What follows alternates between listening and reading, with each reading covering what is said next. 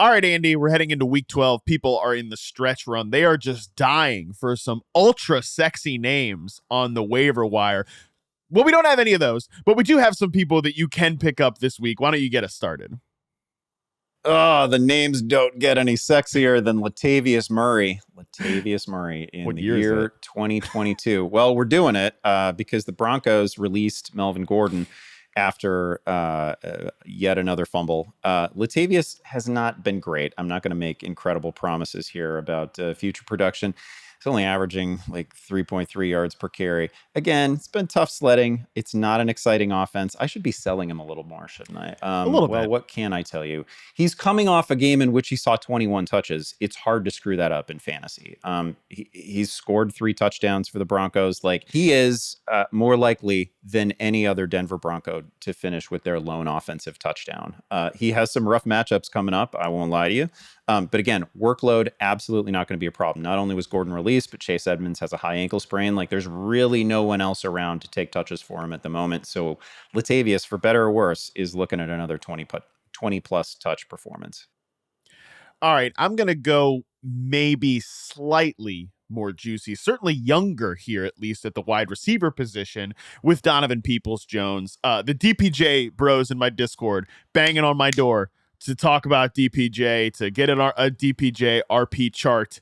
You might finally be at the point because he's been like pretty productive. I know that he got his first touchdown against the Buffalo Bills in Detroit, that neutral site game, got it late, had some just really nice catches. He's made nice plays all year long, Andy. He's gone to 60 plus yards in 7 games this year. He's been just a steady kind of producer. He's made big plays, finally gets the touchdown. I mean, the last 3 games, 20 yards per catch, 19 yards per catch. Then he had just 12.2 with that touchdown last week. He's an interesting wide receiver, I think, again, that we just need to start taking a little more seriously, especially because, as we know, Deshaun Watson is coming back. You feel what you feel about it. It's not great, but he's coming back. It should make the offense at least a little bit more exciting through the air. But again, DPJ has been just rock solid production with Jacoby Brissett back there.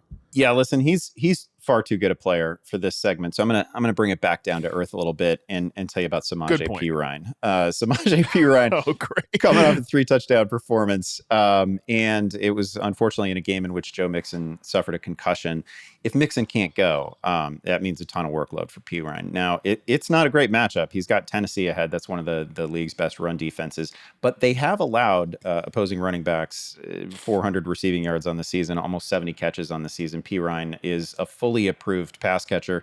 He's pretty good in that role. He was great in that role on Sunday. And there's a pretty good chance that he's looking at 15, 16, maybe more touches than that in this matchup ahead. Again, I wouldn't expect a ton of yardage, but he's got a really good chance to find the end zone. He's tied to a great offense. All right. Hey, even if the actual Samaje Perine doesn't excite you, the idea of Samaje Perine should excite you because it just hammers home the importance of stashing these backup running backs, regardless of what you think about their talent, as we get ready to close the fantasy regular season and move into the postseason. So, all right, those are your guys to go pick up here in week 12. I'm sure you're just super, super excited to click that add button now.